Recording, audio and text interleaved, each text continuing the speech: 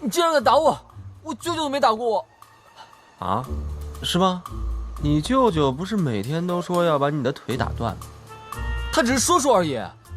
你到底想干什么？我告诉你啊！韩国君，韩国君，我错了。韩国君，你听我解释。韩国君，这事没完，你给我等着！小兔崽！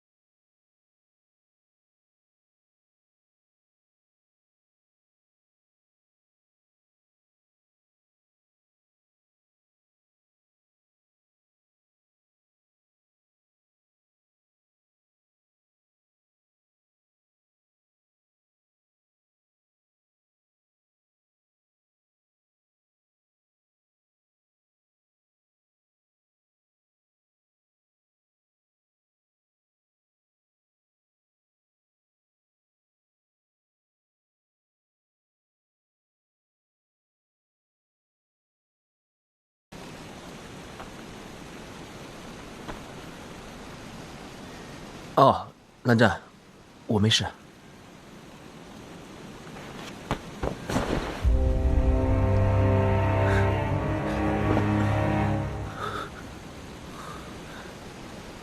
怎么回事？这个就只是普通的恶阻痕而已。等他来找我的时候，我把他打散了就行了。到时候，你可得帮我，我自己一个人应付不来的。哦，对了，你找到他没有？他在哪儿？是不是我们要找的那个人？是从金陵身上移过来的。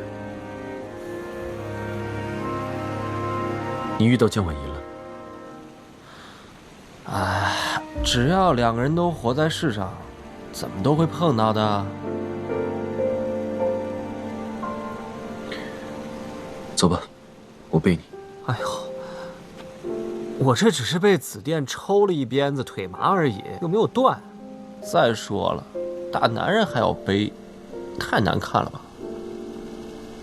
很难看吗？很好看吗？你曾经也要背我的。我怎么可能背你啊？你记错了吧？我怎么可能要背你啊？你从来都不记这些。蓝湛，你的腿没事吧？无事。哎，什么事呢？都不要逞强，要不然，我背你。谁都说我记性不好，反正不好就不好呗，不背。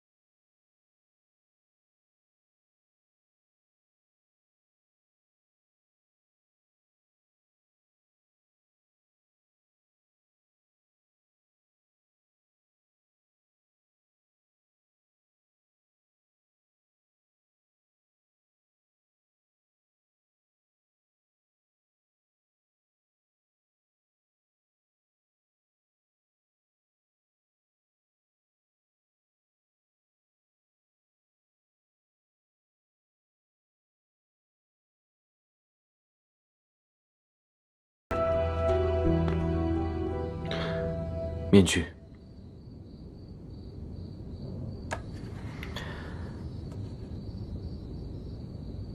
看来真是咱们那位老朋友啊。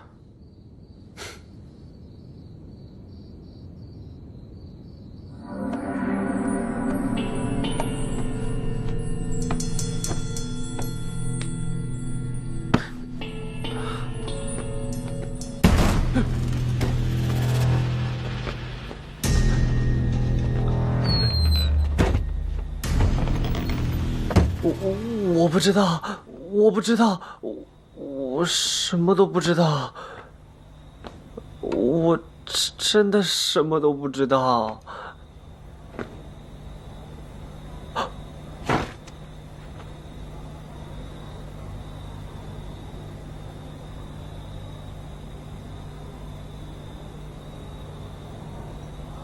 韩国君，真的不是我。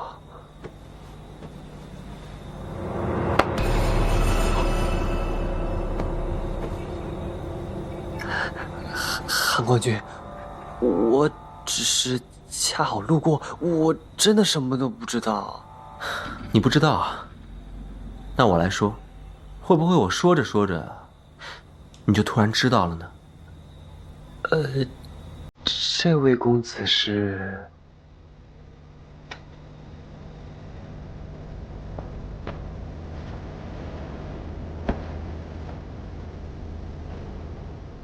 韩光君，有酒吗？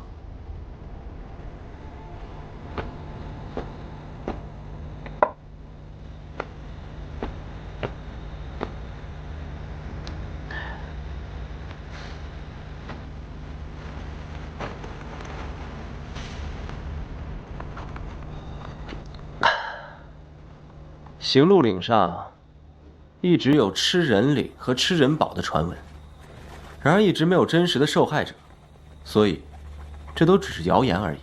而谣传会让普通人远离行路岭，所以它的作用只是一道防线，而且这只是第一道防线而已。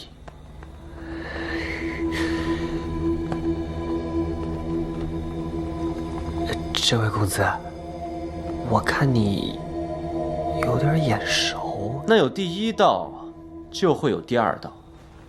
这第二道防线，就是行路岭上的精怪。如果说普通人会不畏惧谣言，闯入行路岭，或者是误入岭中，看见这路上的精怪，也会落荒而逃。这第三道防线，就是石堡附近的迷阵。如果说前两道防线防的都是寻常人，那这第三道防的就是玄门修士，但也仅限普通的修士而已。如果是持有灵气或灵犬，专攻迷阵的修士，或者是像韩光君这种等级的名士，那这道防线也只能被破。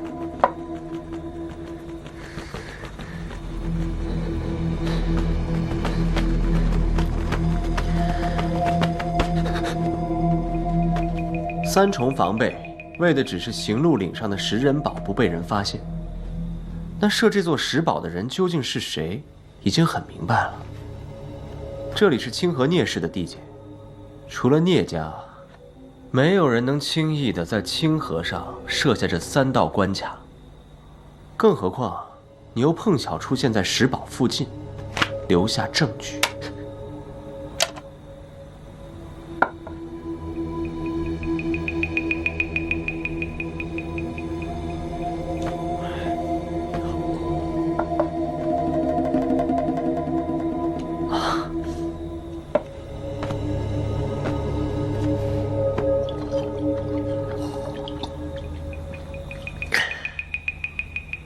清河聂氏在行路岭上设置石堡的目的究竟如何？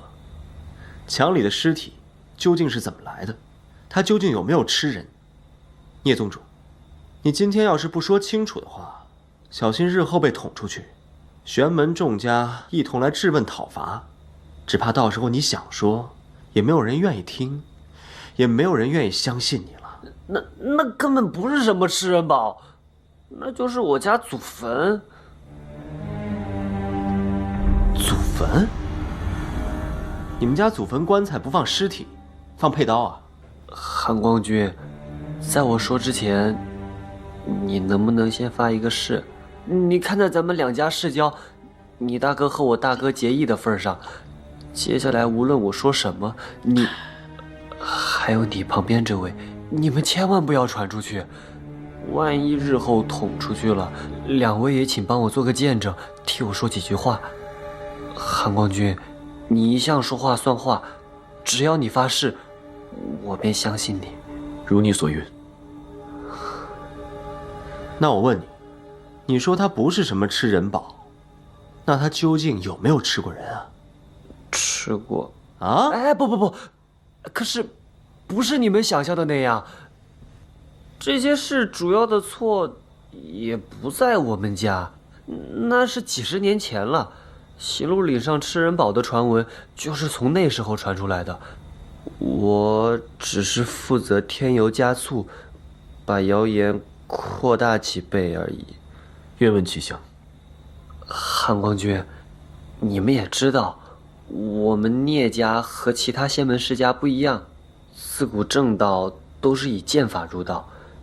但是当然，除了那个谁，他是以符咒入道。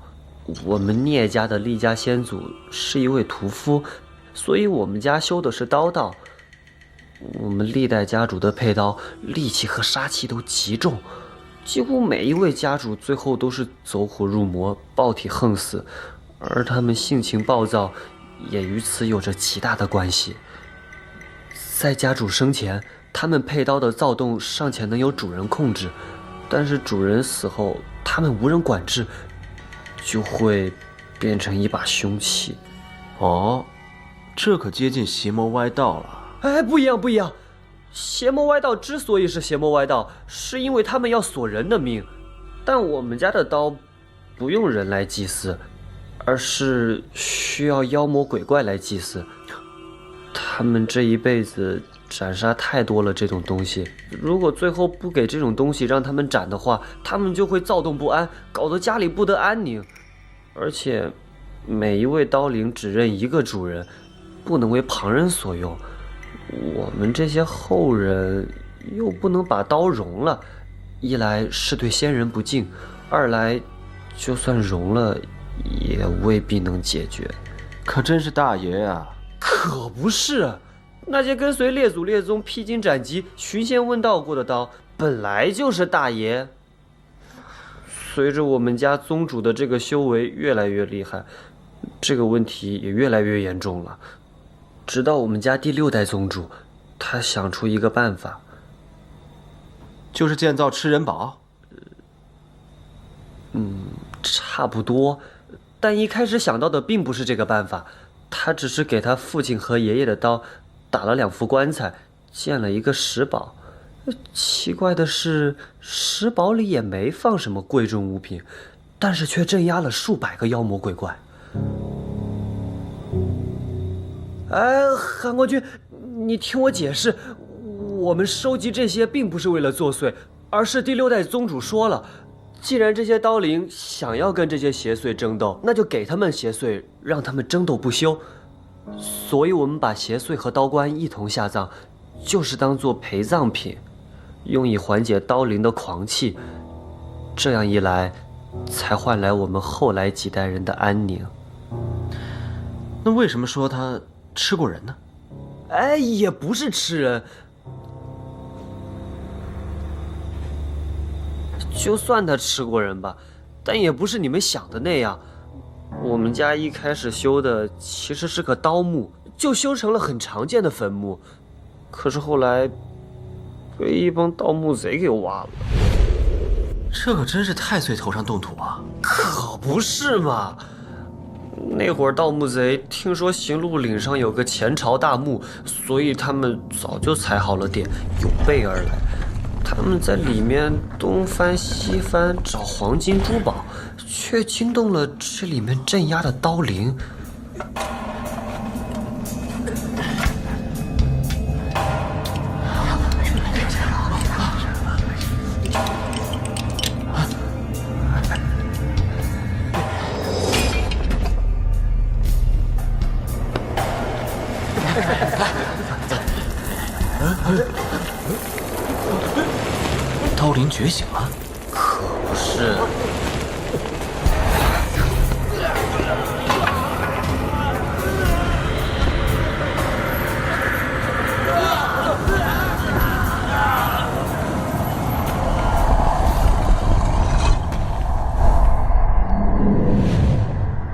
也就是说，邪祟破壁而出，祭品少了，那群盗墓贼被当做了祭品。所言不错。那帮盗墓贼进了行路岭之后，就再也没出来过了，尸骨也不见了。于是外面就有人传闻说行路岭这一带有吃人的东西。我们家想着把谣言闹大点也好，这样就不会有人靠近这一带了。于是就编了吃人堡的传闻出来。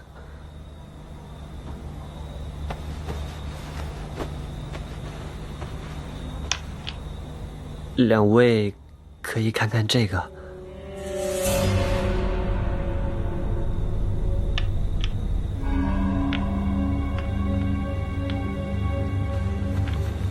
那个金小公子嘛，也不知道他用了什么法子，居然把墙壁炸了一个洞，与此同时还炸碎了一具刀堡里面盗墓贼的尸骨。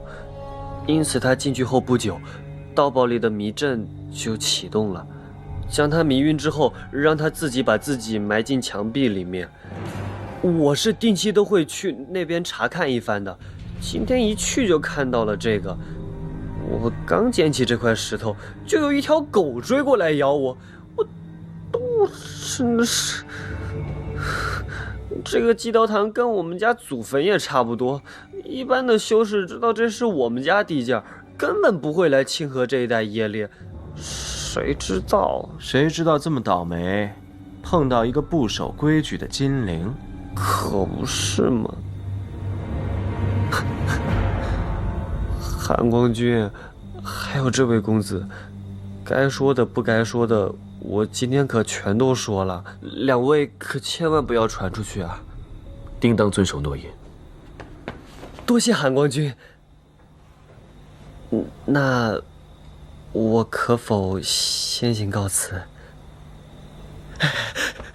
等等。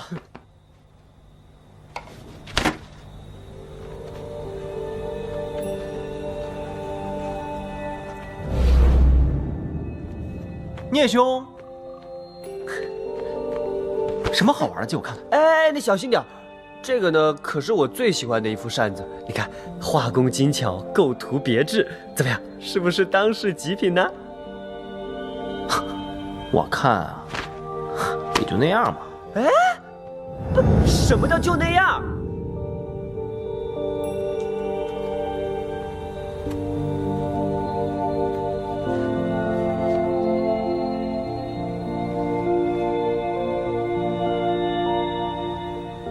此扇画工精巧，构图别致，此乃当世极品啊！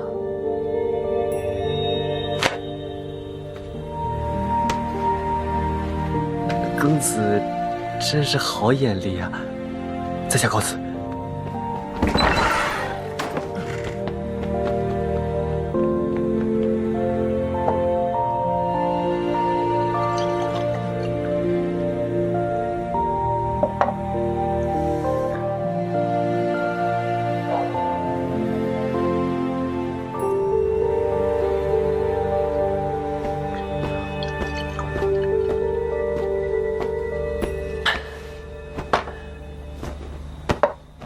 哎，蓝湛，你干嘛？先除恶族。没事，我自己来。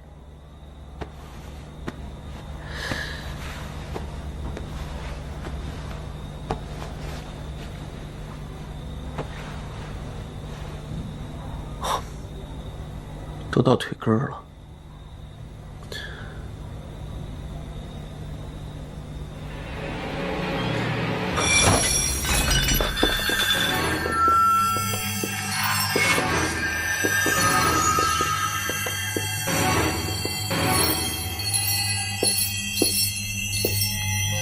该合作安息了。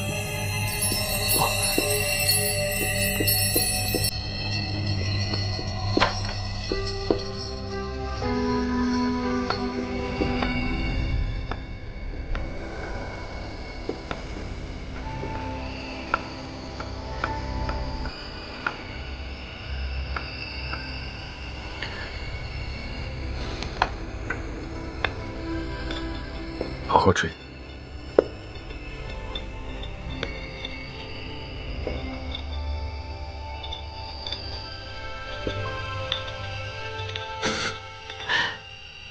真是为难你了，当时忍了这么久。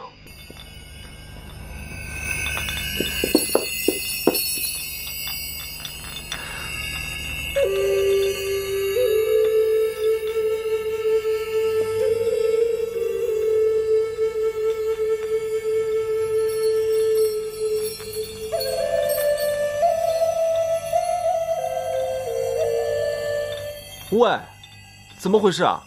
丑调子听惯了，我吹的好听了，他还不习惯了。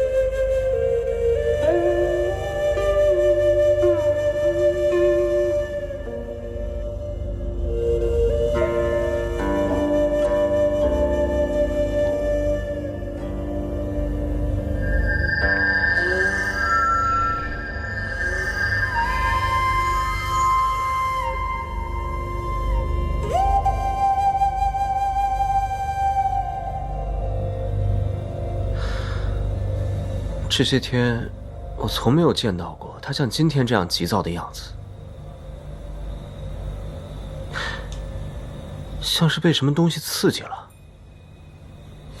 是你身上的东西。恶祖痕，这恶祖痕是金灵在石堡被设下的。这剑灵对这恶祖痕的反应如此强烈，是否说明？难道说，聂家的祭刀堂就是这个剑灵要带我们去的地方？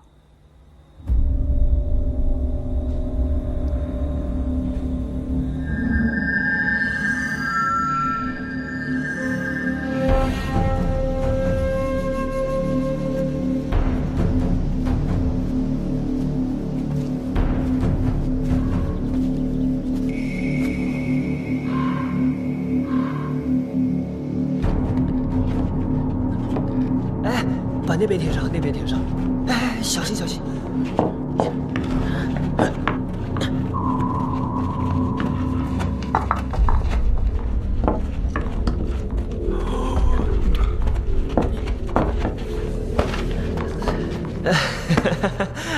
韩冠军，还有这位公，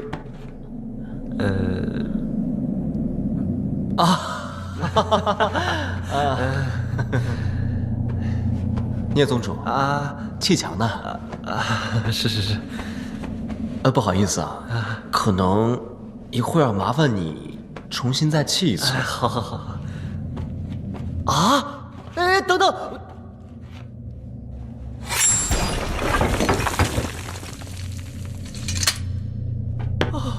聂宗主，不要担心嘛，我们只是借你这祭刀堂里面埋的东西看一看，一会儿就还给你了啊。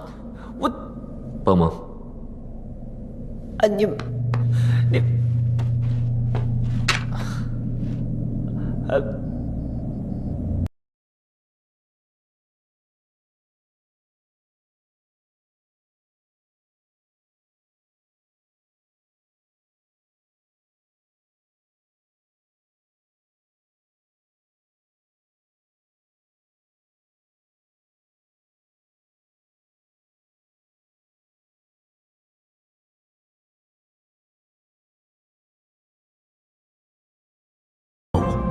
如今开封太凶险，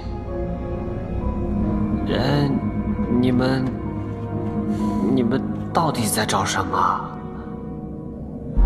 难道是我们想错了？这剑灵指引我们来，并不是指认凶手。剑灵指认他的主人。哎，不会。哎呀，你们肯定是找错了。我们聂氏没人用剑的，我们都是用刀的呀。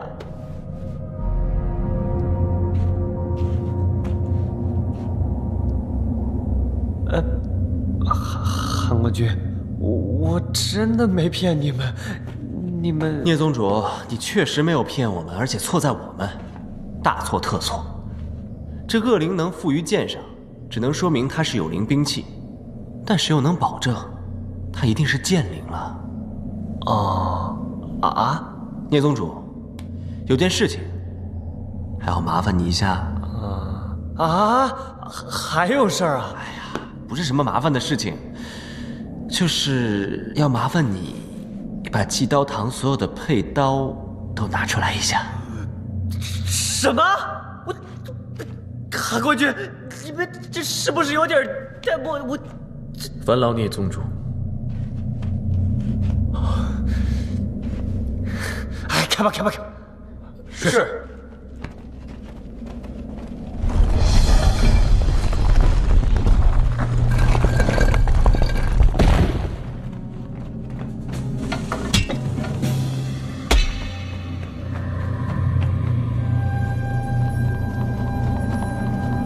这是最后一把。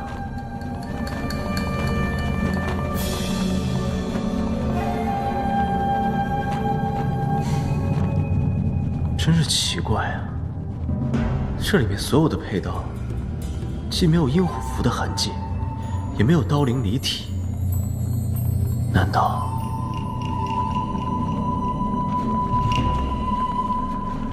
聂兄啊，你们聂家所有的配刀都在这里了吗？都在这儿了。怎么，你挖人家祖坟还没挖够啊？只怕未必。你这是什么意思？罢下。你是说赤峰尊的配刀罢下并不在这里？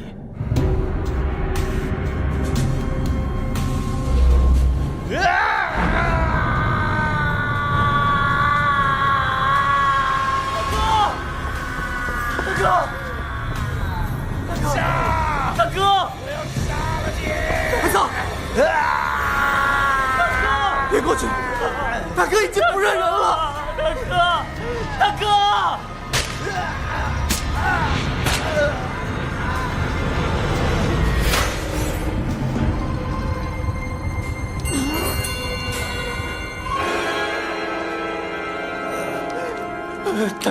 大哥，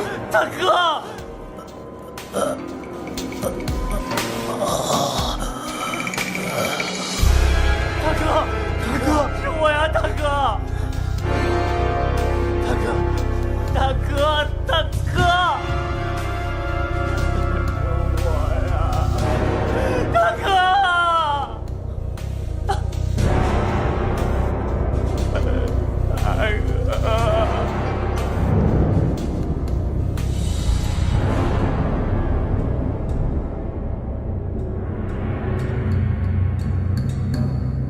所以说，赤峰尊在今世百花宴上筋脉尽断，可是依旧逃走了，而且还没有人见过他的尸体。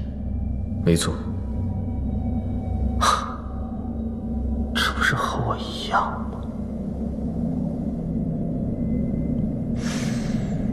蓝湛，你说如果这刀灵就是赤峰尊的配刀罢下，那么他带我们来这儿就是为了要告诉我们他的主人是谁。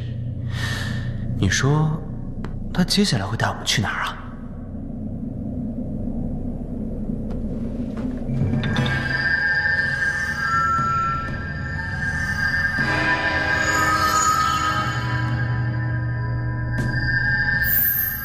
小溪，看来这个刀灵可真是讹上我们了。你说他会不会带我们去找赤峰尊啊？有理。看来无论是谁在墨家庄留下这个刀灵，都是为了让我们找到赤峰尊。所以，走火入魔并非意外。而且看着刀灵如此急躁的样子，只怕赤峰尊他死于非命。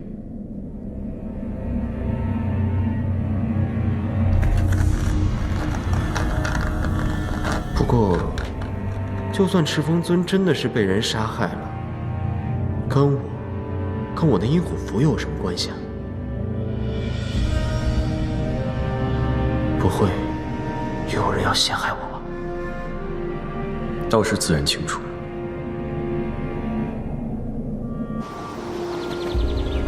聂宗主，刚才多有叨扰，实在不好意思。莫公子言重了，如果真的是……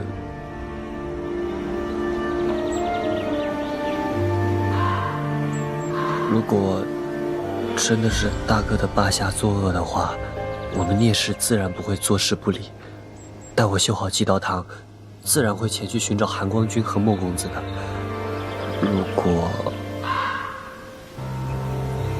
如果真的能找到大哥的尸首，那我也是啊。聂宗主，如果确认是赤峰尊的尸身的话，韩光君一定会立刻给你飞书的。啊，走吧。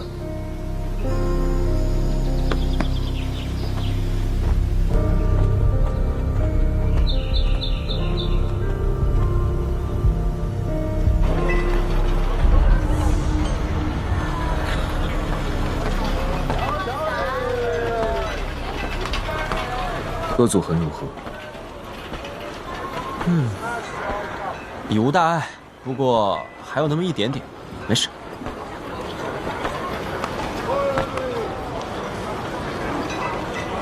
暗示的可不是这个恶祖痕。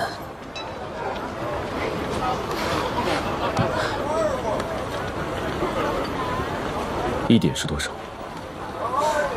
这一点点，就是一点点喽。我要怎么跟你说呀？要不然，我偷给你看。蓝湛，我问你个问题啊，你觉得抛出刀灵到墨家庄，还有杀害赤峰尊的，是不是同一批人？两批。所见略同。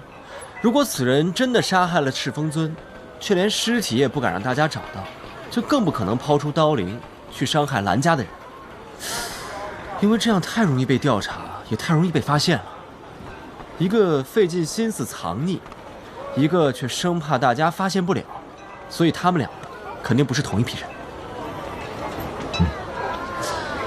杀害赤峰尊的人看来知道很多聂氏的秘密，抛出刀灵的人却洞知你我的动态，恐怕来路都不简单，真是越来越多秘密了。一步一步来。那你是怎么认出我的？自己讲。蓝湛，不早了，先投诉。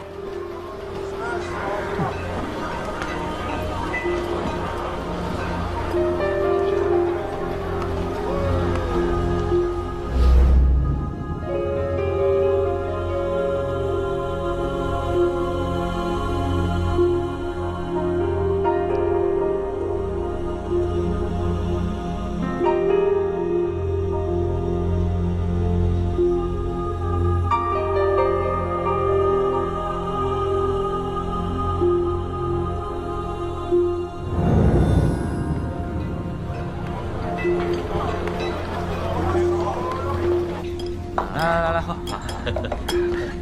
吃吧啊！干嘛？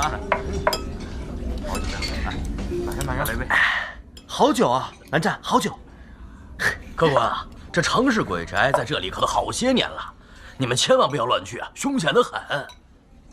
我听说这岳阳城上上下下几十口，一夜之间被灭门了，那冤魂啊就被困在宅子里出不去，只能夜夜作乱啊。那都是10几年前的事儿了，现在啊早就没有这种事情了。就因为之前几个仙家路过此地，之前他们就投诉在我们店里，好像还坐在你们这个位子上。啊，仙家啊！蓝湛，真是没想到，咱们兜兜转转，还是回到了这个地方。蓝湛，你是故意的？当天晚上啊，你们是不知道，整个天都被染红了，血红的，整个晚上啊都是咚咚咚的拍门声，太可怕了。那后来呢？啊，后来啊来了几个剑修，还抓走了一个人。抓谁？那我可不知道了啊，曼勇啊。哎，你不知道啊？小星辰和宋兰就是在这里抓的薛洋嘛，就是温氏的那个客卿。哎，现在只怕要说是金氏客卿了吧？喝酒，来，那个小流氓他没死，还做了金氏的客卿，不算客卿。16年间，薛洋突然出现在金陵台，各大家主力主惩治薛洋，只有金光善反对，说他杀了常氏50余人，有谁亲眼见到吗？啊？难道我要保一个人还保不了吗？后来呢？后来，常氏唯一的幸存者常平反共了。什么？常平宣告常氏灭门，与薛洋毫无干系。好一出放虎归山！直到金光善身死，敛方尊金光瑶登上家主之位，薛洋才被清理。后来那个薛洋应该是死了吧？我听说啊，是被仇人追杀的。嗨，管他呢，反正之后谁也没有见过他，就算他没死啊，也找不到咱们身上。来，喝酒。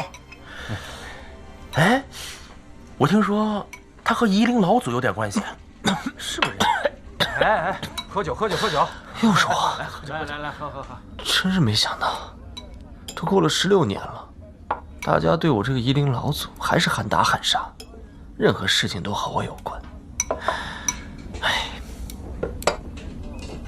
不对，薛洋这次放虎归山，那我小师叔和宋兰呢？他们难道没有出面吗？小星辰失踪，宋兰远游，再也没有人看到他们。这么多年，连消息都没有吗？蓝湛16年前，常平突然一夜之间失去双眼，死于凌迟。而凌迟他的凶器，就是双花。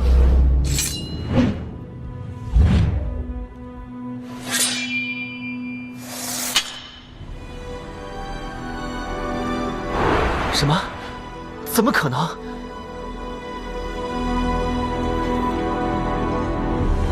所以，他们都以为是失踪的小星辰报复杀人。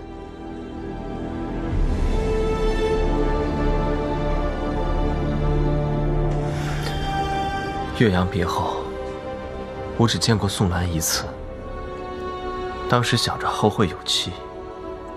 可没想到世事反复，这一别之后，就再也没见了。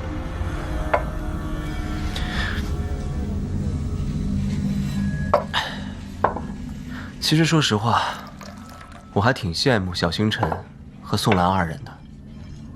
当时我们因为追踪阴铁，但他二人毫无世家背景，又与常氏无关，他们二人因为与自己无关的事情，落得如此下场。还真是世事无常。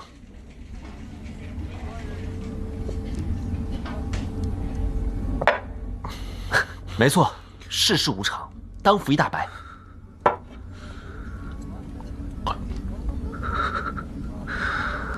喂！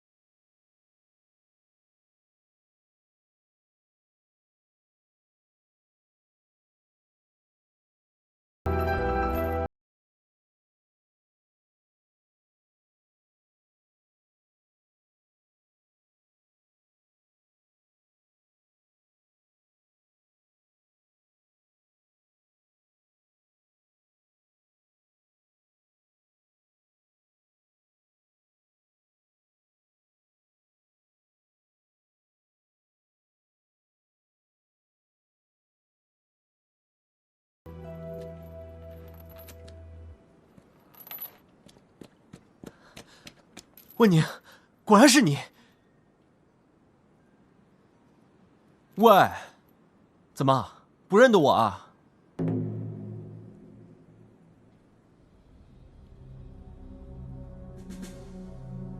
你这什么鬼东西啊？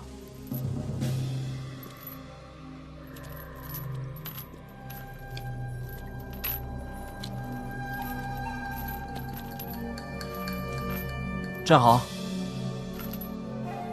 手。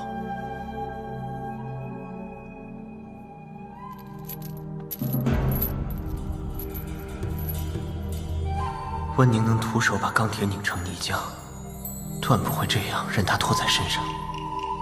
这铁链，想必是有人要困住他。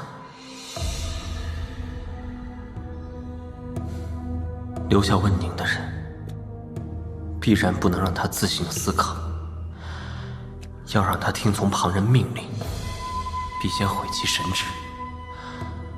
若是如此，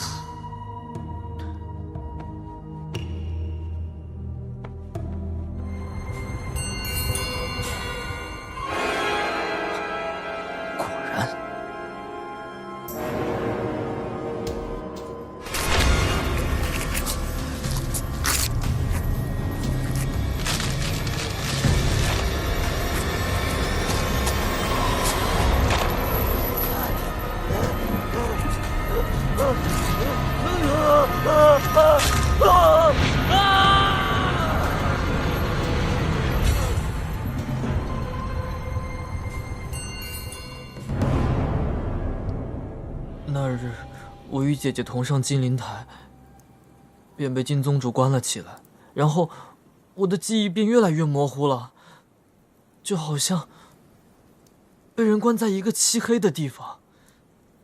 后有人来查看，直到听见公子你的笛声。那你是被何人禁锢？又是何时被这刺芦钉所控？这些你是否还记得？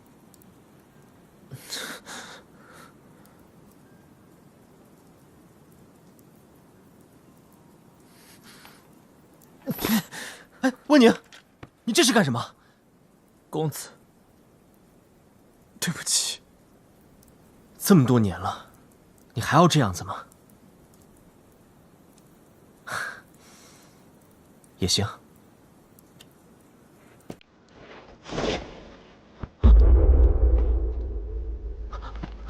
公子，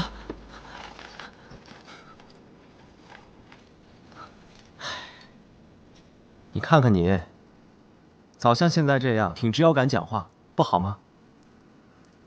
可是，一切皆因我而起，没有我，就不会连累公子与姐姐。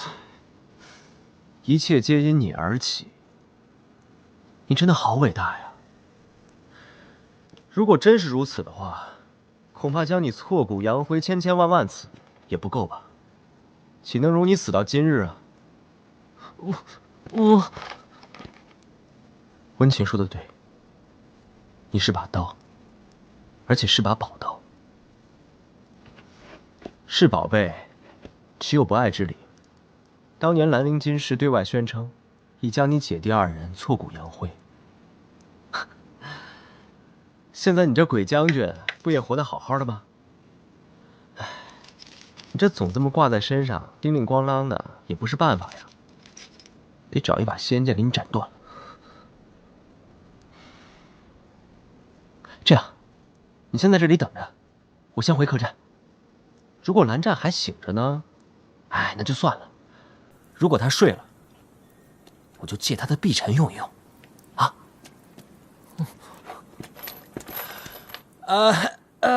蓝湛，你醒了啊？我刚刚是说借你的碧晨一用，绝对不是偷拿啊。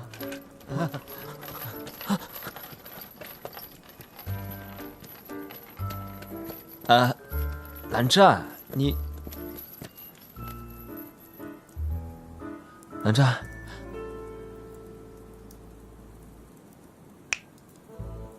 蓝湛，你看你，喝醉了还跑出来，回去睡觉。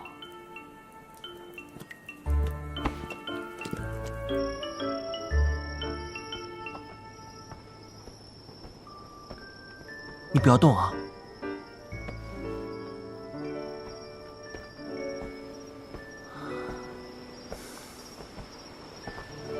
蓝湛啊，不好意思啊，我好像找不到回去的。蓝湛，你要干什么？啊？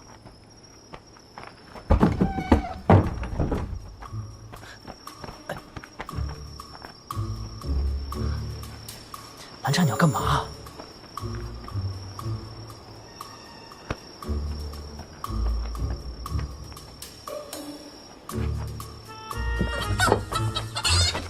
蓝湛，蓝湛，你拿着。啊！不是，你给我鸡干什么？你要干什么？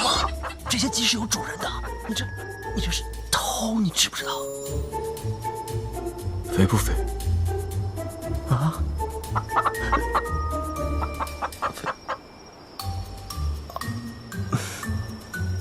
肥，好肥！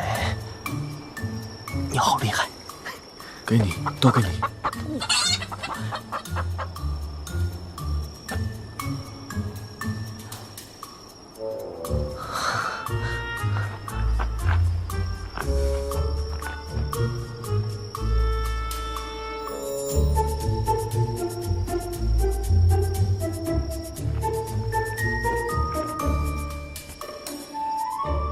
可怜蓝湛出身世家，被3000条家规管得七荤八素，醉个酒，他玩的比我还疯。喂，蓝湛，你又在干什么？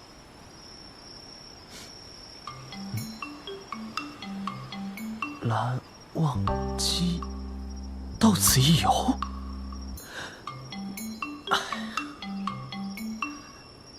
蓝湛啊，咱们别闹了，行吗？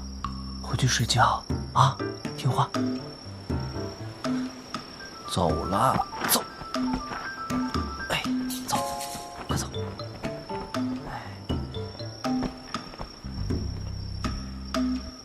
蓝湛，等我一会儿啊，不要动哦。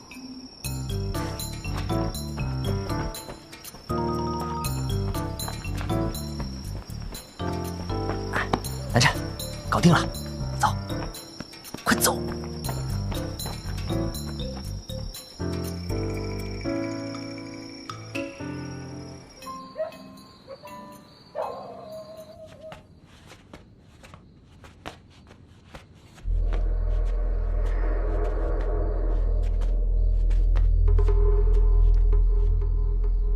蓝湛，是你灭了灯。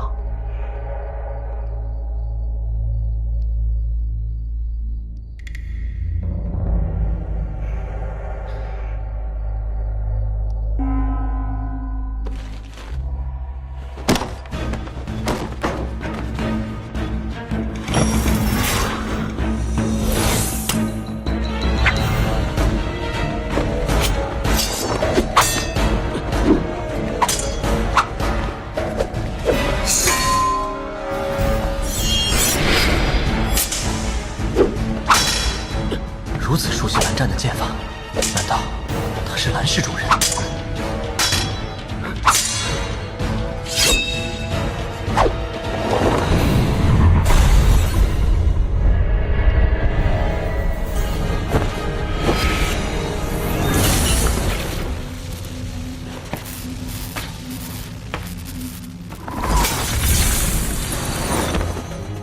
谢了。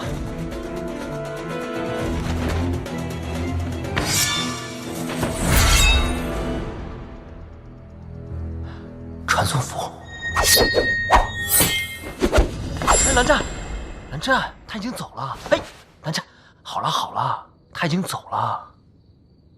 哎，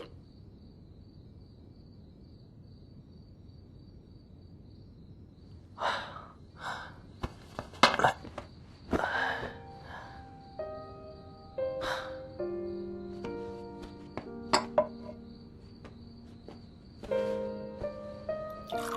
我跟你说啊，可真是把我累死了。我下一次再也不敢让你喝酒了。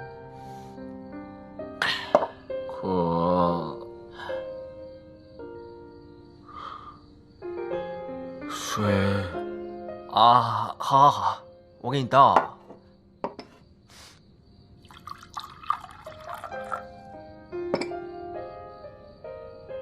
哎呦，拿好了。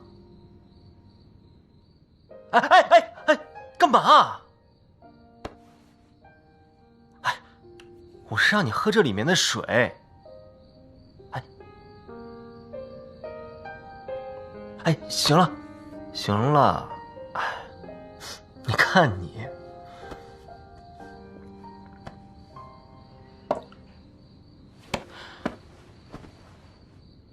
蓝湛，我觉得你酒醒之后啊，最好什么都不要记得，否则啊，我看你就没脸见人喽。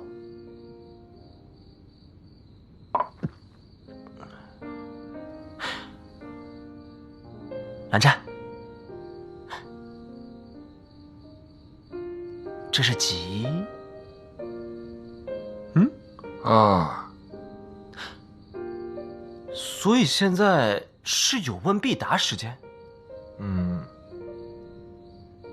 那你有没有喝过云深不知处的天子笑啊？否。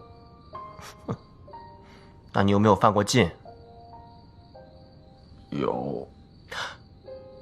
那你喜不喜欢兔子？喜欢。蓝湛，你总算承认了。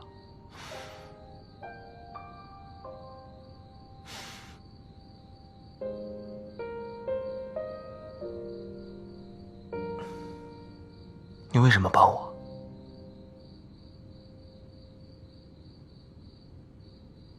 我有悔。什么悔？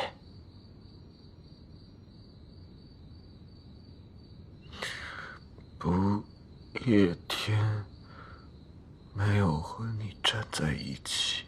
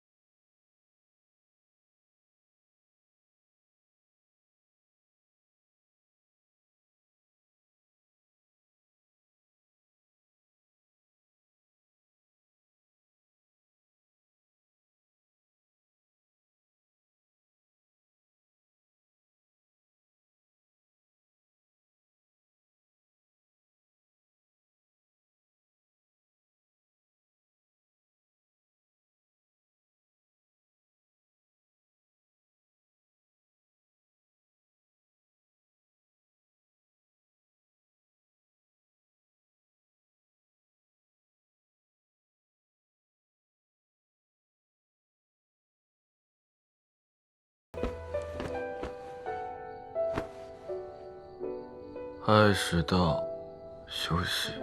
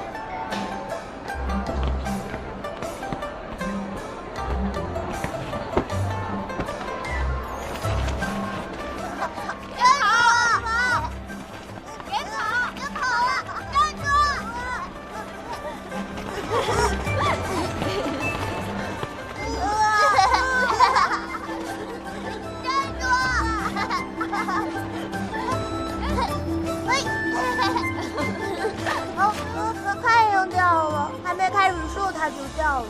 现在谁来当老大呢？当然是我，我是金光瑶，文家的大恶人是我杀的。我是聂明珏，我打胜仗的次数最多，收服的俘虏也最多，我才是老大。可我是仙都啊！仙都又怎样？你也是我三弟，还不是见了我就要夹着尾巴跑？你个短命鬼！金子轩，你比我死的还早，更短命。短命怎么了？我排第3，排第3也不过是脸排第3。好了好了，都不要吵了。我是3毒圣手，我最厉害。这个老大还是让我来当吧。你说是不是，韩光君？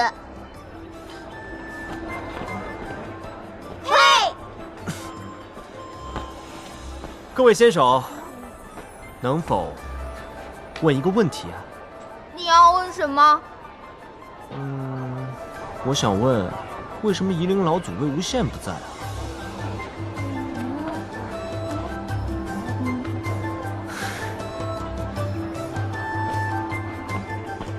二娃、三胖，你们要死啊！不回家吃饭，又在玩，赶快给我滚回来！快跑！夷陵老祖来了！啊！赶紧给我回来！还跑！不走！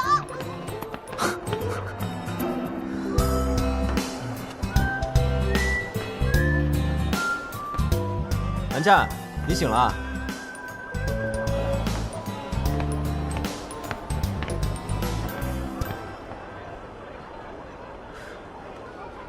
昨晚，你昨晚什么都没干，你只是说了很多话而已。什么话？其实也没有什么话了，其实就是说了什么，就比如，我很喜欢兔子，喜欢兔子嘛，又怎么了？兔子那么可爱，谁不喜欢啊？我也喜欢啊，喜欢吃。我昨晚到底做了什么？没，你昨晚真的什么都没做，都是我自己无聊。蓝湛，我要说正事了啊。讲。昨天那个鬼面人，你还记得吗？他修为真的很高，高到可以支撑他使用一张传送符的消耗，而且他在他的脸和剑上都施了法。在脸上施法嘛，我可以理解，怕被人认出来，但是在剑上施法，一般名不见经传的修士都不会在剑上施法的，因为没有这个必要，除非他的剑在修真界当中真的非常有名，以至于一旦别人认出他的剑芒就会露馅，所以不得不遮掩。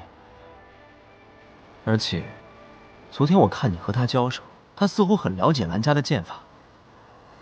蓝湛，你好好想一想，他是不是你熟悉的人？甚至他是不是你们蓝氏的人？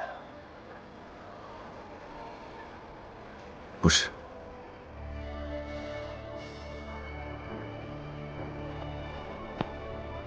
你信我？你韩光君从来不屑于撒谎的，你说不是，那就一定不是了。只是这个事情变得越来越复杂了。但是不管怎样，这个人跟赤峰尊的死一定脱不了干系，不然他也不会来抢你的风恶乾坤袋了。我们要赶快走，以免被他抢先。但是我们要去哪儿？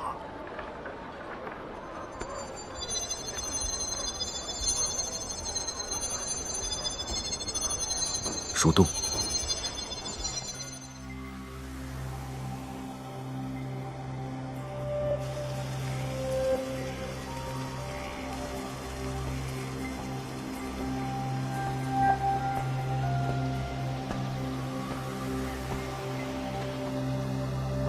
蓝湛，你确定好兄弟指的是这个方向？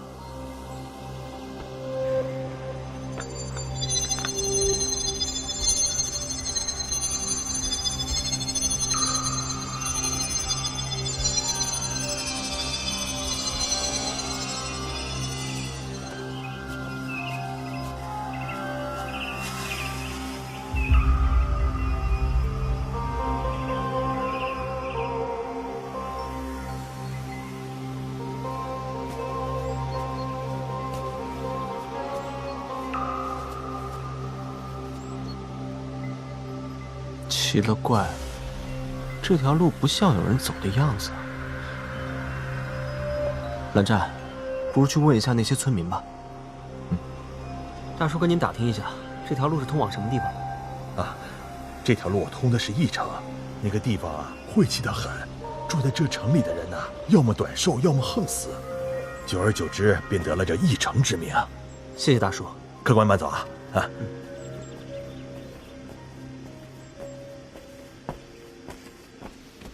蓝湛，走吧。问出什么了？那条路通往义城，石碑上的字是义字。侠义之意。也对，也不对。何解？字确实是义字，非侠义之意，乃义庄之意。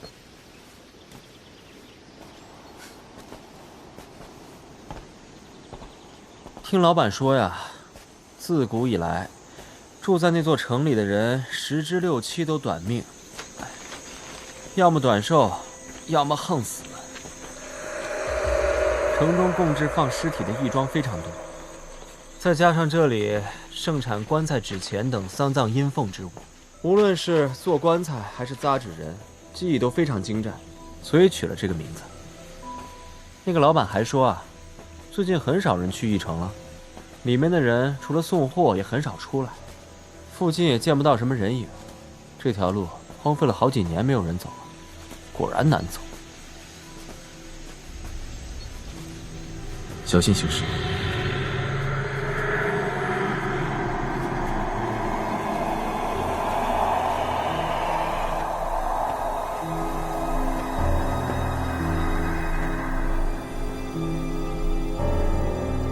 风水真差，山穷水恶。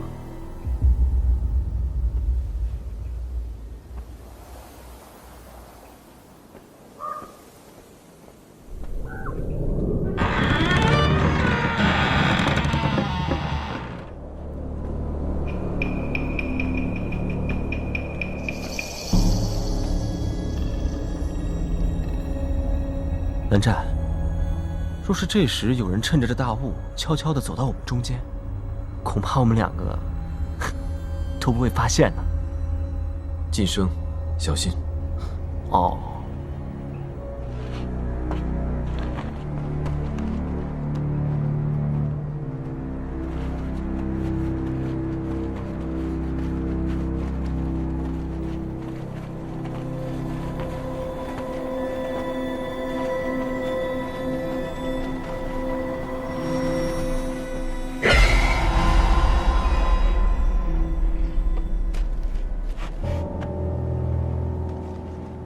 是个纸人头，看着应该是名阴力士。留神，戒备。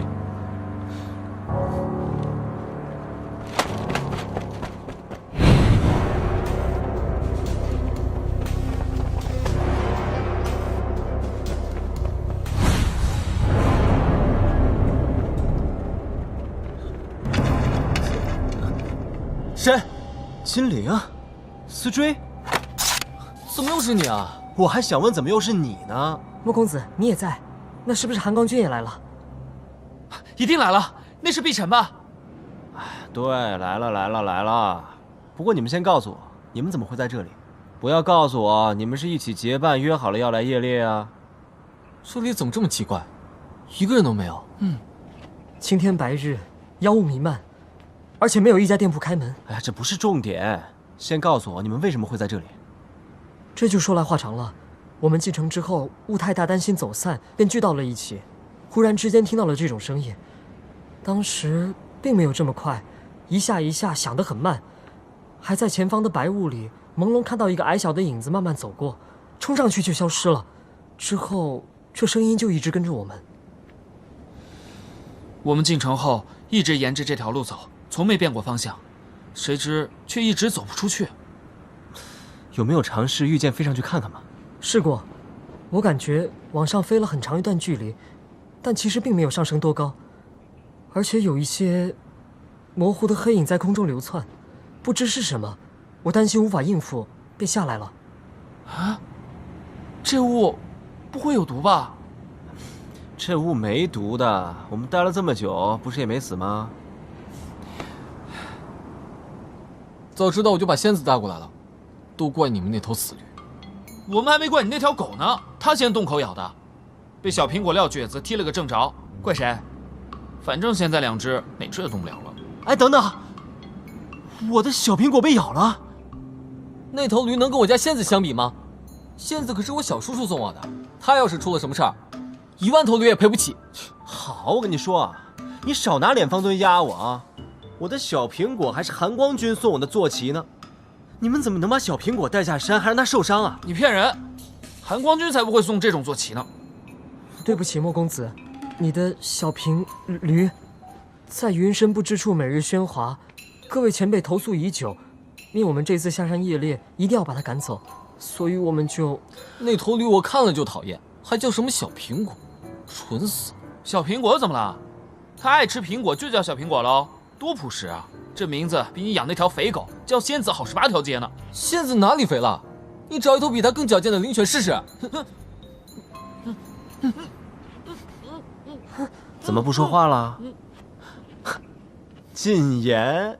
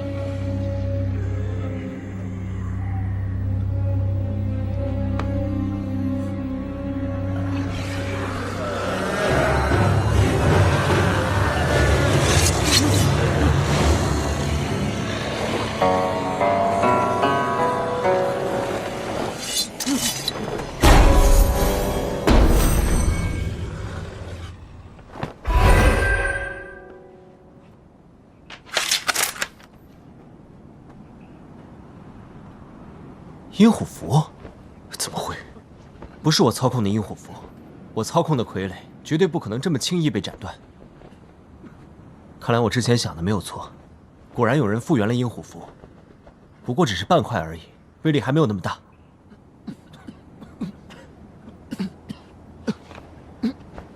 你们怎么了？这些粉末混在雾里，又苦又甜又腥，好恶心啊！我们先离开这里。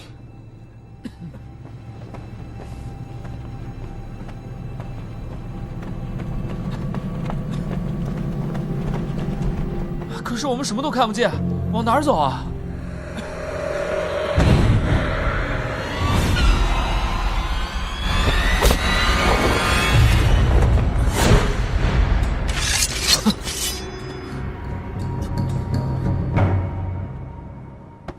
想抢我的乾坤袋吗？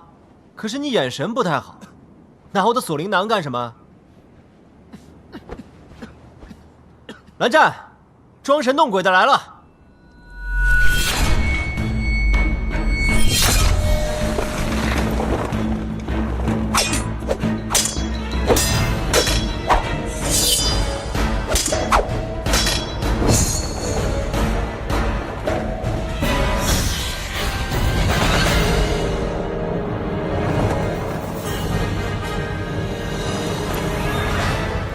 蓝湛，你受伤了？怎么可能？也对。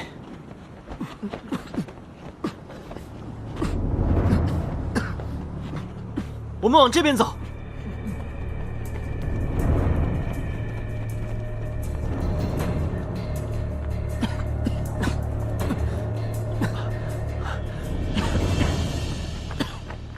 刚刚吸进了粉末的人怎么样了？他们有点站不住了。把舌头给我伸出来看看。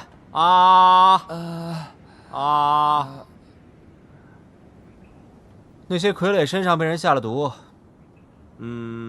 恭喜你们，中毒了。这有什么好恭喜的？也算是一种老来谈资，人生阅历嘛。莫公子，他们会有事吗？现在还不会有事，不过等到毒流进血里，流遍全身，流进心脏的话，那就没救喽。啊？会怎么样？死人怎么样，他们就怎么样。啊？怎么办呀？都想治是吧？好，那就给我听好了，从现在起，每个人都要听我的话，每一个人都要听。好，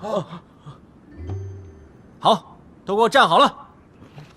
没中毒的扛着中毒的人走，如果是抬着，记得头和心脏一定要朝上。我能走啊，为什么要抬着？小哥哥，如果你活蹦乱跳呢，这血液的流动速度就会加快，它流进你心脏的速度也会加快，所以一定要少动，明白吗？明白了，明白了。走。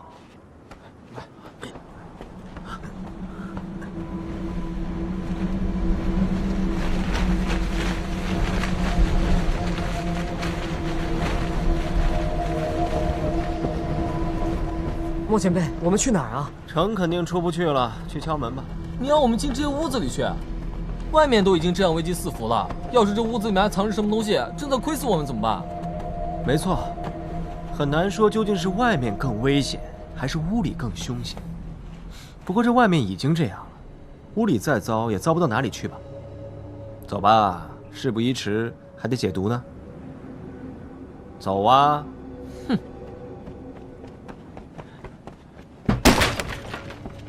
这屋子里没人，快过来！谁让你找没人的？找有人的，继续找。你不早说！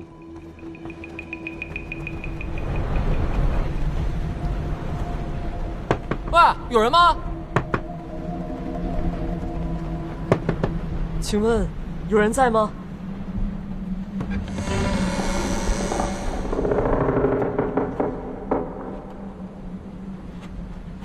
老人家。请问您是店主吗？是。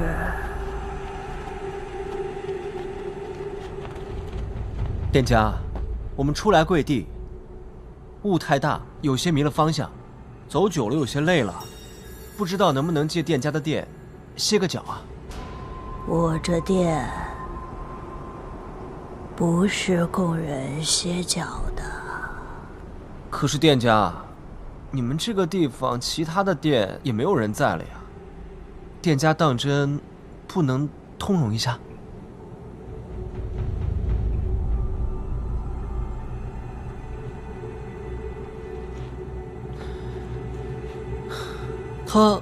他既然真的肯让我们进去，废话，我脚卡在这儿呢，他想关也关不上，再不让我们进去啊，我可要踹门了。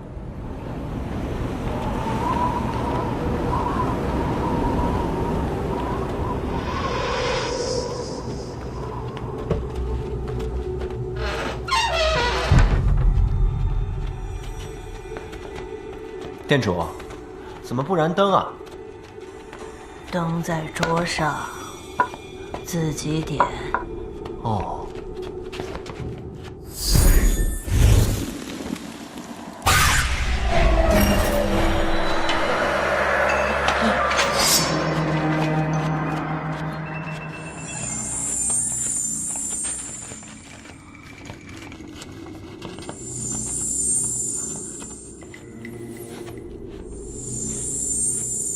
这些都是您老人家扎的吗？好手艺啊！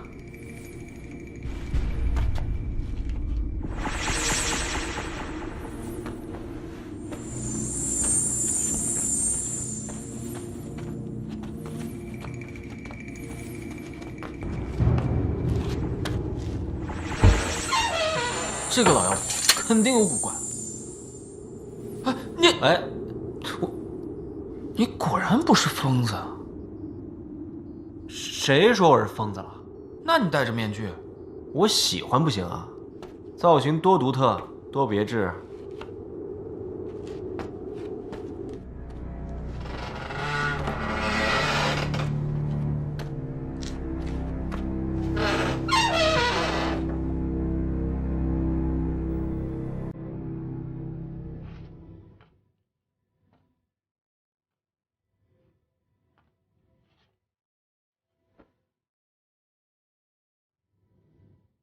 婆婆穿针，为何不燃灯啊？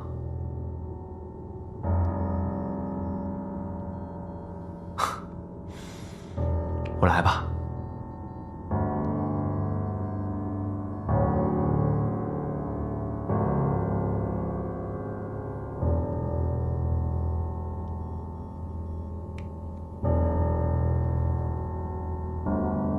阿婆，不知道能否借厨房一用？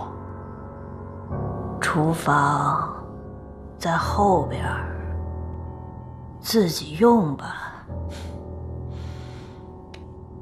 多谢。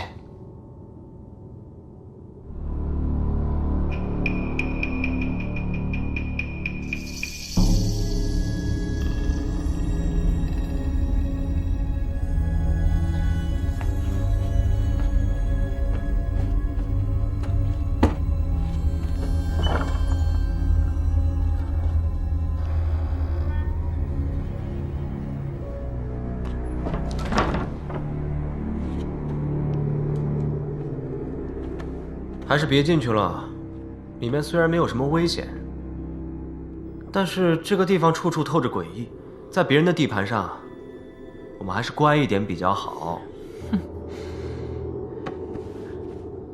我需要有个人来帮忙，你们谁想来？